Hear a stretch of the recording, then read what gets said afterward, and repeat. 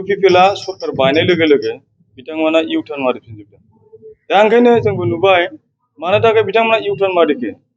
UPPLआ बोसोरबा सरकार खुंखांनायनि उनावनो मानो दिनै अपोजिसनावहाय थाफिननो गोनां जाखो बा सरकारनाव थासेयावबो मानो जेननो गोनां जाखो। UPPLआ सेन्ट्रेल स्टेट BJPजों एलायन्स जानानै खामानि मावबोदोंमोन। नाथाय बिनि उनावबाबो UPPLआ मानो सरकाराव फैनो हादिया मानो फेलियर जाखो BTC इलेक्सनाव। बेनि गुबै जाहोना जाहैबाय जोंनि वार्कार्सफोरनि गेजेराव आरो जोंनि माखासे दैदेनगिरिफोरनो गोजौ थाखोआव थानाय दैदेनगिरिफोर माखासे EM GM MP MLAफोर बिथांमोना गावसिनि खोथाखौ नांगौ रोखोमाव इउज खालामा। दिनैनि दिनाव बे समाव आङो साफ्रोमबो ससियेल मिडिया नायगिरि रायजो राजा बिदा फंबाय बिबोनांफोर साफ्रोमनिसिमबो साबायखर जासिहरबाय आंनि गोसो गोरबोनिफ्राय। दा नंगौ जोङो थांनाय गोबाव सम BPPF समनिफ्रायनो फैयै फैनानै PCDR UPPL दिनैसिम जोङो राजनितिक हिसाबै जोङो खामानि मावबोदोंमोन। राजनितिक हिसाबै गोख्रों बिबान लाना जों खामानि मावबोदोंमोन। आरो UPPLनि आं सासे फाउन्डार जेनेरेल सेक्रेटारिमोन आरो PCDRआवबो आङो कुसुगा समस्टिनि कअर्डिनेटर हिसाबै आङो गोख्रों खामानि मावबोदोंमोन। दा बै समाव BPPFनिफ्राय जों दिनैसिमाव गोबां माखासे थासारि राजनितिक भाबै जों मोनबोबाय। कुसुगा समस्टि हिसाबै मा जालांदों जालाङा पार्टियाव खामानि मावनायाव जों मा खैदां खैफोदजों मोगा मोगि जाबोनांदों जों बेखौ जथेस्थ' मिन्थिगौ। जों जथेस्थ' राजनितिकआव इसेबां नङाब्लाबो जोङो गावनो जेनाखि हाजासे नांगौखिनि जोङो बेहाय जों जथेस्थ' अबिगथा जाबाय। राजनितिकआ मा जिनिस, राजनितिकआव मानो थानांगौ, राजनितिकआव मानो खालामो आरो राजनितिकआव थायोबा जोङो मा खामानि मावलांनो हायो बेनि फारसे जोङो एसेब्लाबो जोङो मिथिबाय दिनैनि दिनाव। मानो होनोबा जोङो गोबाव सम पार्टि खालामबोबाय। पार्टि खालामबोनायाव जोंहा मोनसे गल दङ हिसाबै बर' हारि हिसाबै बा ओनसोलखौ लानानै जाथि जन'गोष्ठि जोंनि बे ओनसोलाव जेसेबां दङ बिथांमोनखौ लानानै जोङो खामानि मावबोनायाव जोंहा मोनसे हारि हिसाबैयानो होन बा ओनसोलखौ लानानैनो होन जोंहा मोनसे थांखि आरो मोनसे नोजोर दङमोन आरो माखासे उद्देश्य लानानै जों खामानि मावबाय थादोंमोन। जायनि समाव जोङो BPPFआ गावस्रानायनि उननिफ्राय जोङो BPF जानानै खामानि मावालासे जोङो BPPFनि जानानै जों खामानि मावबोदोंमोन। बे खामानियाव जोङो मैखोम रल लानानै जों खामानि मावबोदों। बै समाव जों बिबान मोनाखैबाबो बा लायाखैबाबो बै समाव जोंनि बैसोआ एसेबांबो नङामोन।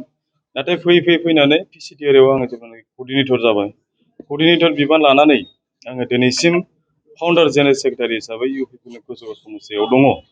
दा बेवहाय जोङो नुबोदों जोङो जेब्लानाखि अपोजिसनाव थादोंमोन जोंनि दैदेनगिरिफोरनि जोंनि खोथा बाथ्रा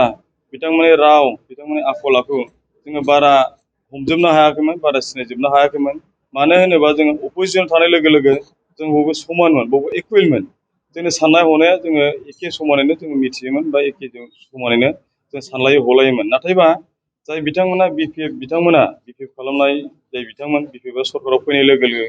बिथांमोननि जेनाखि करापसन खालामनाय दुर्निति खालामनाय बिथांमोननि माखासे गोबां माने गाज्रि मोजां समाजनि खामानि मावनाय बिथांमोननि एगेन्स्टआव जोङो गोबां खामानि मावबोदों। सोरखौबा केस होबोलायनाय, सोरखौबा जेल जाहोनाय, बे अफिसानो जा नन अफिसियेलानो जा आरो गोबां माखासे सरकारि आसनिफोर मोननाय बेखौ दाननाय, सोरनोबा होनाय सोरनोबा होयै, थगायनाय थाखा फैसा सोनाय बेफोरनि गेजेराव जों गोबां जुजिबोदों, गोबां नाजाबोदों आरो गोबां खैफोदजों जोङो समखौ बारहोबोनो गोनां जादों राजनितिकआव थानानै। नाथाय UPPLआ 2020 मायथाइयाव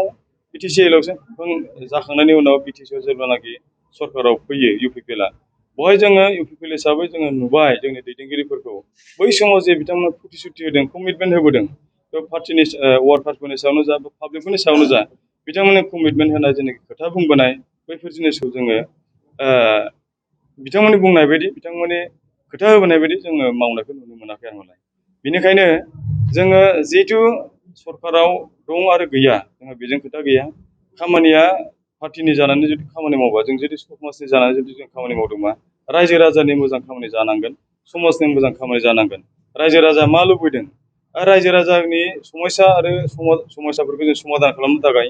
जोङो खामानि मावदोंबा जोङो रायजो राजानि थाखायनो जों खामानि मावनांगोन। दिनै जों नुबाय BPFआ जेब्लानाखि सरकाराव दङमोन बिथांमोना गोबां करापसन खालामदोंनो, गोबां माने सोरनिबा न'खर दानदों, न'नि फैसा जादों, सोरखौबा दाबि दुमखि खालामदों, माखासे आसनिफोरनि फैसा जादों, साख्रि बाख्रि होनायाव फैसा जादों, बेखौ जों खोनाबाय थायोमोन,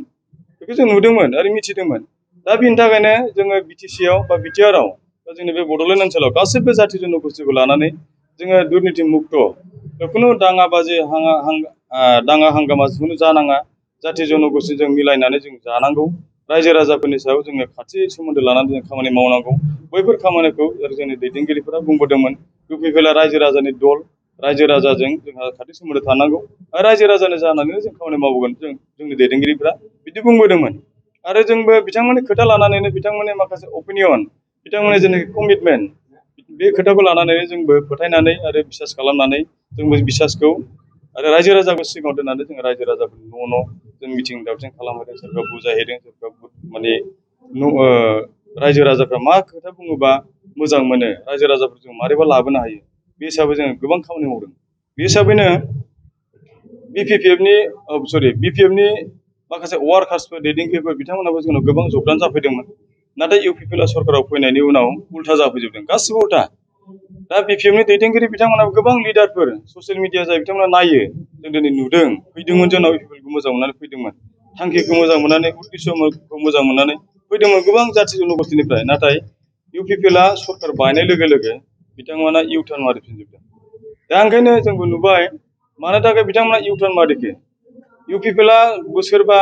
सरकार खुंखांनायनि उनावनो मानो दिनै अपोजिसनावहाय थाफिननो गोनां जाखो बा सरकारनाव थासेयावबो मानो जेननो गोनां जाखो इउपिपिएलआ सेन्ट्रेल स्टेट बिजेपिजों एलायन्स जानानै खामानि मावबोदोंमोन नाथाय बिनि उनावबाबो इउपिपिएलआ मानो सरकाराव फैनो हादिया मानो फेलियर जाखो बिटिसि इलेक्सनाव बेनि गुबै जाहोना जाहैबाय जोंनि वार्कार्सफोरनि गेजेराव आरो जोंनि माखासे दैदेनगिरिफोरनो गोजौ थाखोआव थानाय दैदेनगिरिफोर माखासे एम जेएम एमपि एमएलएफोर बिथांमोना गावसिनि खोथाखौ नांगौ रोखोमाव इउज खालामा बा जे खोथाखौ बुंदोंमोन जे खोथाखौ होबोदोंमोन बिथांमोना रायजो राजानो होबोनाय खोथाखौ मावफुंनो हायाखै आरो वार्कारफोरजों जेनाखि खाथि सोमोन्दो थानांगौ बिथांमोना खाथि सोमोन्दो लानो हायाखै कमिउनिकेसननि खोथाखौ माखासे बिथांमोना मिथिं दावथिङाव जोंनि वार्कार्सफोरनि सिगाङाव बुङो बा जोंखौ बुङो पाब्लिकफोरजों कमिउनिकेसन थानांगौ रायजो राजाजों सोमोन्दो थानांगौ नाथाय बिथांमोना जोंखौल' बुङो जोंखौ एडभाइस होनो हायो खिन्थु बिथांमोनखौ सोर एडभाइस होनो दाना दा बिथांमोननि मानियै वार्कारफोरनि फन हमै रायजो राजाजों खाथि सोमोन्दो थायो जोंथ' बेखौ एसे एनै बुंनोल'सो हायो बिथांमोनखौथ' फर्स खालामनो हाया दा बेखौ नुनानै रायजो राजाफ्रा खुगा खेवाखै बा वार्कार्सफ्रा खुगा खेवाखै दा बे हिसाबैनो रावखौबो बुङालासे जुजि खालामालासे बुङालासे बिथांमोना लासै दिनै इउपिपिएल पार्टिखौ नागारलांदों दा जोंनि पार्टियाव माखासे डिसिप्लिननि आंखाल जादों डिसिप्लिननि आंखाल आरो सिस्टेमनि आंखाल जादों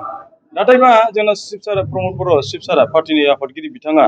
गोबां माखासे डिसिप्लिननि खोथा माखासे सिस्टेमनि खोथा बुङो नाथाय जोंनाव सिस्टेमनि आरो डिसिप्लिननि माखासे आंखाल जादों जुदि दङब्लाबो बे जिनिसखौ माने मोगथाङाव जोङो फुललि इमप्लिमेन्ट खालामनो हायाखै बा बेखौ बास्तबाव जोङो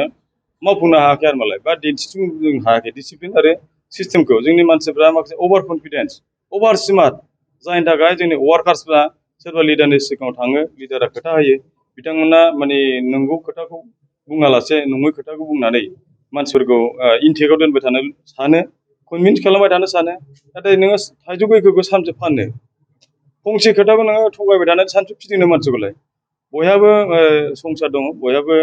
मानसिसो जों बयहाबो समजों लोगोसे खारफानांगौ ओंखायनो दिनै जोङो कंग्रेस पार्टियाव इउपिपिएलखौ नागारनानै फाउन्डार जेनेरेल सेक्रेटारि हिसाबै आंजों लोगोसे जाय बिथांमोना प्राइमारि फाउन्डार सेक्रेटारि प्रेसिडेन्ट बुथनि दैदेनगिरिफोर गोबां मानसिफोर दिनै जों जइन जादों 200 जनसो जों जइन जादों बर' आरो सावथाल राभा आरो जोंहा माखासे मानसिफ्रा फैबावनांगौमोन जों अखा बोथोरखाय जोङो बिथांमोनखौ लाबोआखै दा बिथांमोनखौ जोङो न' थांनानै गामि थांनानै जइनिं खालामगोन आरो जइनिं खालामखांनायनि उनाव जोङो फैगौ एप्रिल मासनि 9 थारिखआव आसाम बिधान सभा इलेक्सन जानो थांगासिनो दं बे इलेक्सनाव जोङो साफ्रोमखौबो जोंनि गोसो गोरबोनि जों जेसे हागौ एसे मावनानै जोङो बिसासखौ दोननानै रायजो राजाफोरखौ खाथियाव लानानै रायजो राजाफोरजों खाथि सोमोन्दो थानानै जोङो जेरैबाबो 9 थारिखआव कंग्रेसआव भट होहोनानै 2 नं दतमा समस्तिखौ बा जोंनि बिजाथि बिरखां बर' सारखौ जोङो जेरैबाबो देरहाहोहरनानै आसाम बिधान सभायाव सरकाराव फैनांगौनि थाखाय जों खामानि मावगोन आरो जों गोदोबो जों खामानि मावदों जों दाबो खामानि मावनो गोसो दङ जों नन स्टप 24 आवार्स जों खामानि मावनो जों रेडि जोंनो खालि माखासे मावनो थाखाय प्लेटफर्म होनांगौ बा नांगौ आरो जोंनो माखासे खामानि मावनो थाखाय खाबु होनांगौ बेखिनि खाबुखौ बे स्कपखौ मोनबानो जों दिनैनि दिनाव मावनो थाखाय खुनु बय सान्दुं अखा बार हुंखा माबा माबिजों जोंहा खोथा गैया। जों मावनांगौ नालाय मावनांगौ, जोंहा देरहा होनायनि सार्थ'आव जों